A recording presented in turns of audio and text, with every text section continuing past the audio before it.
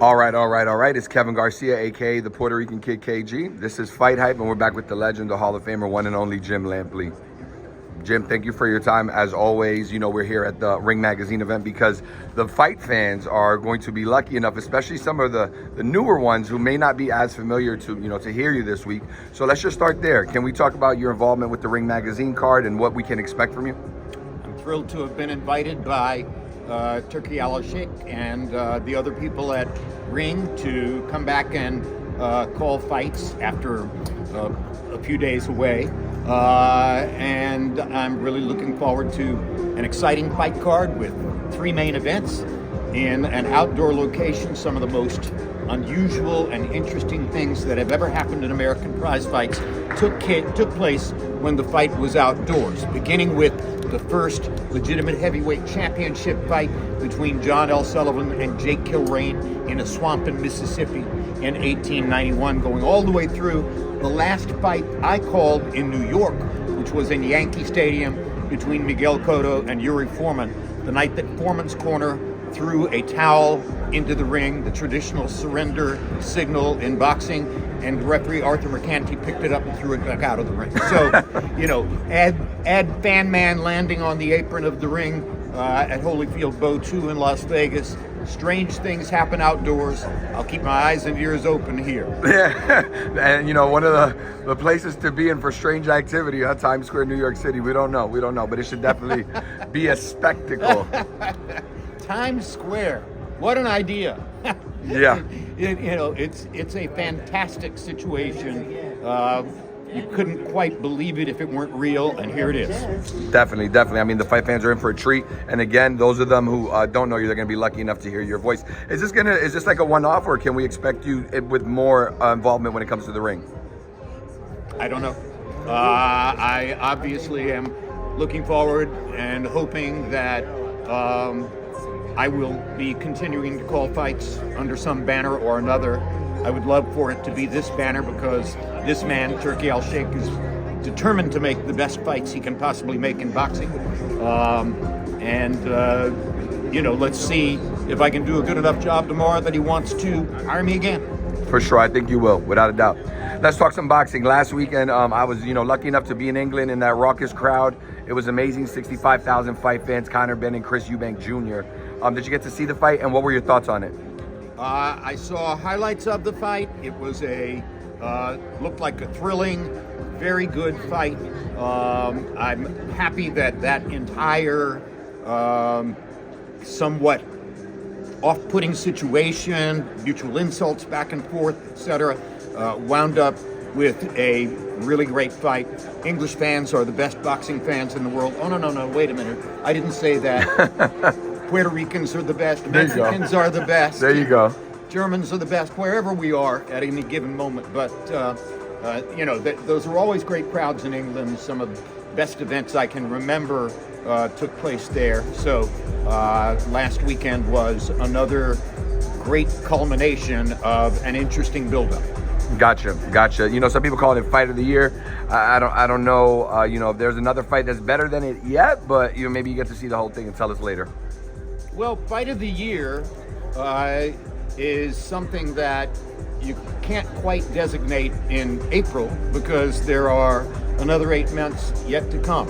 But up to this moment, it's as entertaining and as competitive as any fight we've seen in 2025. Gotcha. Let's talk about this fight card. So, our headliner, and let's start right there, Ryan Garcia coming off a year suspension, his first fight back, and ironically enough, it's on the same card with his last opponent, Devin Haney. What do you think about Ryan, what he looks like now, as far as mentally and even physically? That Bill was saying, hey, he doesn't look the same, but he's supposed to be in better shape. Just what are your thoughts on the whole situation, Jim? I think he's a very talented fighter. I think the quick trigger on his left hook is breathtaking. It's unbelievable how rapidly he can develop that punch and put power on it. I think obviously he is sometimes not necessarily his own worst enemy, but in some ways an enemy to himself. Many fighters have had that element in their personality. We've seen it before. It makes him interesting to a large percentage of the audience who are driven by the headlines that creates. And let's face it, we're in a brand new era now where no longer are traditional media the most important media with relation to boxing. Social media are the straw that stirs the drink to a large degree now. He understands that. He is a constant presence on social media. He interacts with his opponents on social media. He knows how to sell. I would have to say, in terms of net effect, he's good for the sport. Gotcha. Do you have any doubts that he's winning this fight this weekend, or do you see it as more competitive than what most people, say in terms of giving Rolly Romero a chance? Well, I think he's naturally bigger than Romero, and I think it's an interesting fight with regard to boxing skills. But at the end of the day, I think they're way more inclined to have a fight than a boxing match. And in a fight, I think that Garcia is slightly the larger, more powerful commodity. So I think that he can win the fight. Gotcha. Devin Haney's return, Jim. What are your thoughts on that? Well, what is Devin Haney's mind like? What is Devin Haney's competitive constitution like? After he took the thunder he took from Garcia in the ring, can he regain his self-confidence and his belief that he is absolutely qualified to be moving up in weight and fighting fighters who have been in the past bigger than him, etc. He has tremendous skill. He has great technique. He's a really good fighter. I think it's an open question what he's able to do this weekend against an opponent he should be able to beat, but against whom he could conceivably lose if he gets caught with a left hook. Gotcha.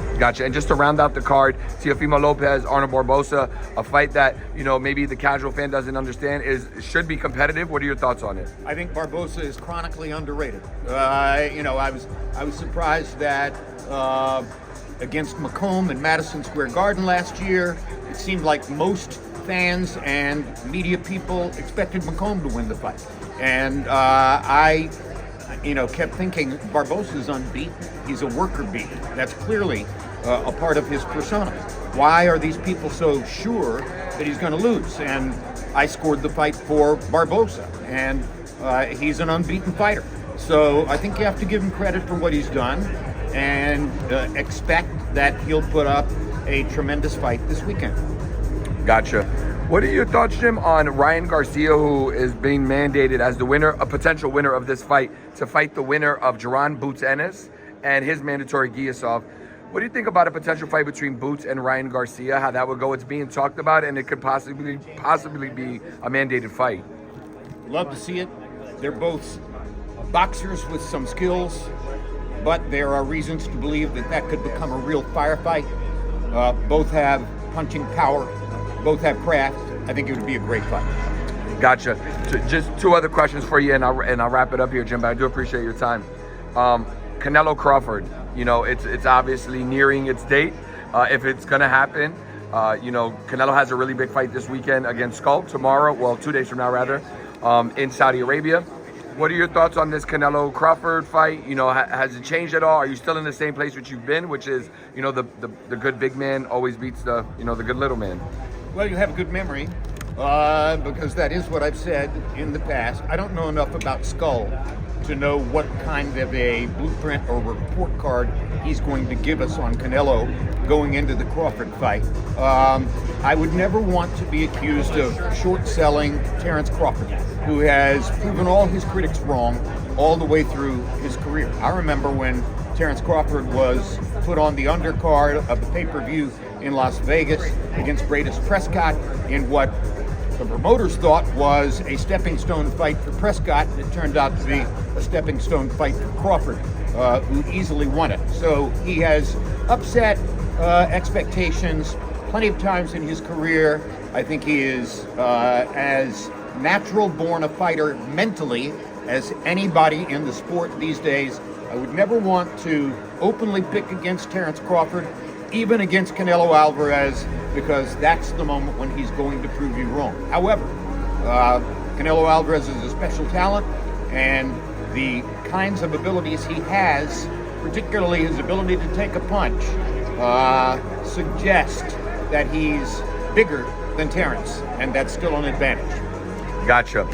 Manny Pacquiao coming back. Thoughts on that? They're saying he may fight Barrios for a championship fight. Do you think,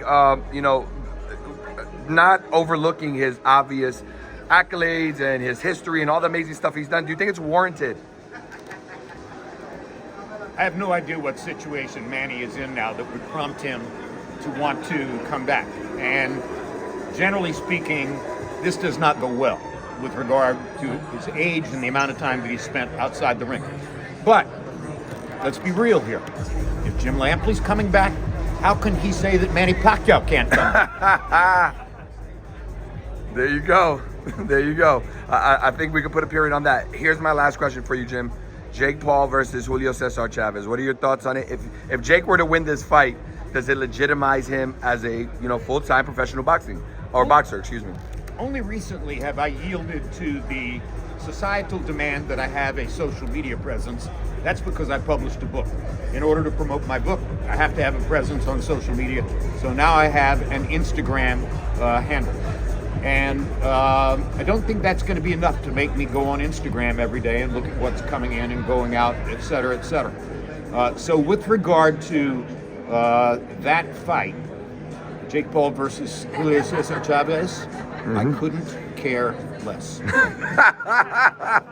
Thank you. Before we go, we'd be remiss not to let the fans see the book. Jim, if you don't mind holding it just so that they're aware of what it looks like, and just tell them where they can find it and a little bit about it. Well, you see the title, and you know where the title comes from. That's my call of George Foreman's knockout of Michael Moore to become the oldest heavyweight champion. It's so poignant for me because, of course, George was my colleague and friend on HBO. The title comes from my call of his fight against Moore. The prologue, the first thing you read in the book, is about the 19-year-old me watching the 19-year-old George win his Olympic gold medal in Mexico City in 1968. We're only 3 months apart in age, and over during the time we worked together at HBO, George would call me young man. When he would call me young man, I'd say, George, we're 3 months apart in age. Actually, a few days short of 3 months. So I'm not that much younger than you. And he would say, yeah, but you're such a young man. So it's a very poignant thing for me that he departed at the moment when he did. And I'm just pleased to say that early indications are people are buying the book. That's a tremendous compliment. It is intended to be the story of my life and intended to be a real memoriam and compliment to my mother and my grandmother. And if people read that and see that, then I'm very happy. Thank you, Jim. My privilege. We're out. 5.